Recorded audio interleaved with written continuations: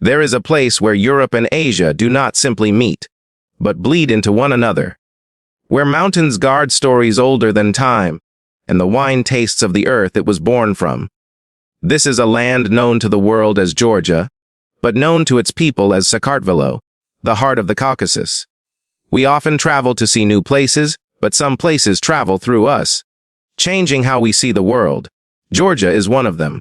It is more than a destination, it is a crossroads of history, faith, and human spirit. A place where ancient fairy tales feel startlingly real, and where the fault lines of the modern world are etched into its very soul. In this journey, we will explore this land of profound contradictions. We will uncover the roots of an identity that has weathered empires, walk the vibrant streets of a capital, caught between yesterday and tomorrow, listen to the pulse of its people, and confront the complex challenges that are shaping its future. This is the story of Georgia, a nation poised between its epic past and an uncertain, yet defiant, horizon. To understand that defiant horizon, we must first look back to the very roots of what has allowed this nation to endure. Georgia's story is not written on paper, but hammered into the land itself, on an anvil of empires. For millennia, this was the fabled land of Caucasus and Iberia, a prize coveted by Romans, Persians, Arabs, Mongols, and Ottomans. Each came to conquer, yet none could fully extinguish the flame. Why? Because Georgian identity was never just about territory, it was about resilience. History here is a form of cultural memory, a quiet defiance passed down through generations. This spirit finds its most potent expression in the Georgian language. To the outsider, its alphabet, the Makadruli, is a river of intricate curls and graceful lines, beautiful but indecipherable. It is one of only a handful of unique scripts in the world, a visual declaration of a culture that refuses to be assimilated. It is not merely a tool for communication, it is a fortress of the mind. This script is the very DNA of their heritage, rendered in ink. It whispers a constant reminder we are not them. We are us. And if language is the mind of Georgia, then its faith is the spine. Orthodox Christianity, adopted in the 4th century, became more than a religion. It became a cultural anchor in a sea of changing empires. A monastery like Gergeti Trinity is not just a house of worship, it is a testament, a symbol of faith standing firm against the winds of history. To understand this, one must feel it. Step inside one of these ancient sanctuaries. The air grows cool and heavy with the scent of beeswax and centuries-old incense. Light struggles through narrow windows, illuminating frescoes of saints whose faces have been softened by time. In the profound quiet, you can almost hear it, the quiet, resilient heartbeat of Georgia itself. History, language, and faith. These are not separate artifacts. In Georgia, they are a living trinity, an interwoven force that has shaped the soul of its people. But where, in the 21st century, does this soul find its modern heartbeat? To find that, we must descend from the mountains and enter the vibrant, complicated, and utterly captivating streets of its capital. Every city is a living organism, but Tbilisi feels like a college, assembled from the fragments of different dreams.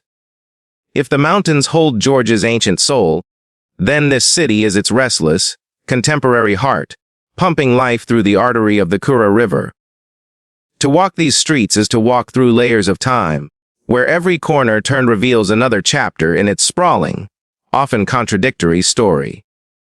The architecture here is a conversation between centuries. Ornate wooden balconies, intricately carved like lace, cling to weary buildings, whispering tales of a forgotten aristocracy. Just a street away, the stark geometry of Soviet-era blocks stands as a monument to a more rigid past. And then, suddenly, the skyline is pierced by a hyper-modern structure like the Peace Bridge. Tbilisi is honest. It doesn't hide its scars or its ambitions, it presents them as one. This complexity is reflected in how one experiences the city. You can trace its pulse on foot through the old town's narrow alleys. Or you can float above it all in a cable car, watching the city unfold beneath you like a map. Down on the river, a boat tour offers yet another reality, where the grand facades seem to rise from the water itself. This constant shift in perspective prevents you from ever taking the city for granted. It forces you to keep looking. Stand for a moment on that very Peace Bridge. You are suspended between worlds. To one side, the ancient Narikala fortress watches over the historic core. To the other, the modern presidential palace signals a Georgia looking firmly toward the future.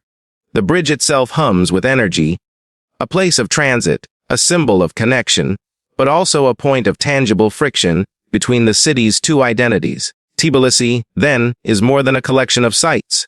It is a city of currents, of water, of people, of time itself, a place where beauty is found in the dynamic tension between the old and the new.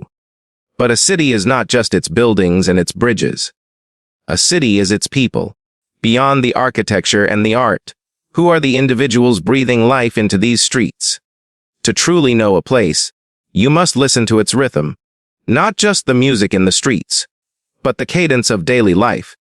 If Tbilisi's architecture is its history in stone, then its people are its living soul. But beneath their welcoming surface lies a more complex narrative of survival, creativity, and the pursuit of a modern Georgian dream. Nowhere is the Georgian spirit more viscerally expressed than in its traditional dances. This is not mere performance, it is a declaration. The men leap and spin with the precision of warriors, while the women glide with a regal serenity. It is a story of strength told not with words, but with soul-stirring motion. This vibrant energy spills over into the cultural underground, finding a home in places like Fabrika. This former Soviet sewing factory, reborn as a sprawling complex of hostels and art spaces, is a metaphor for the new Georgia itself, taking the rigid structures of the past and repainting them with the bold, chaotic colors of the future. It shows a generation determined not to erase their history but to build upon it. Yet, this creative blossoming exists alongside a challenging economic reality. Georgia is celebrated for its affordability, but for those who call it home, this is a double-edged sword. The average salary can be quickly consumed by the rising cost of rent in the capital. This tension reveals the true complexity of Georgia's modern identity, a nation striving for prosperity, while trying not to lose itself in the process. Picture a street corner at dusk. An elderly woman sells flowers. A young barista operates a mobile coffee cart. Friends spill out of a wine bar. In this single frame, you see the entire spectrum of the Georgian economy, the traditional, the entrepreneurial, and the consumer. It is a scene of human scale effort, of the quiet dignity of work that keeps the city moving. The spirit of the Georgian people is a study in contrasts, as ancient as their dances and as modern as their startup culture.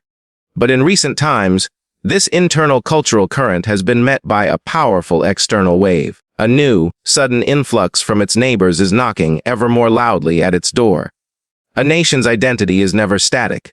For centuries, Georgia has existed at a geopolitical fault line.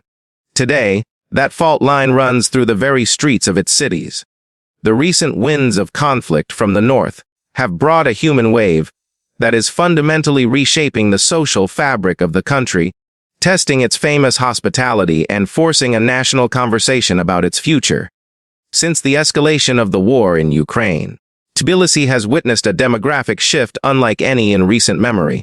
An influx of Russians and Ukrainians has arrived.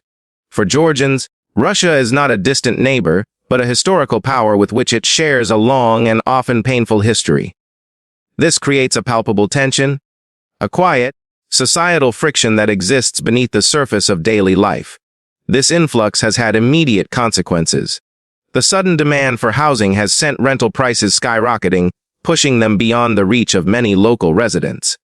It has created a paradox, a capital city that is simultaneously a hub of new foreign currency and a place where its own citizens are struggling to afford a home. This is the central economic and ethical challenge facing Georgia today. These tensions inevitably spill over into cultural interaction.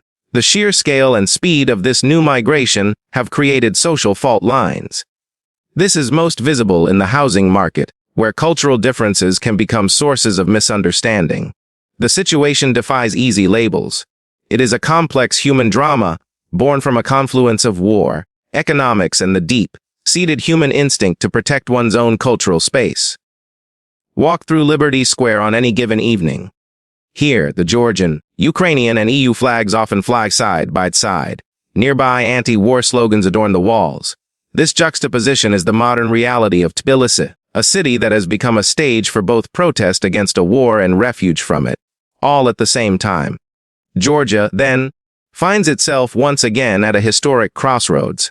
It is a nation that champions sovereignty while navigating the shadow of a powerful neighbor, a society that prizes hospitality while grappling with the social strains of mass migration.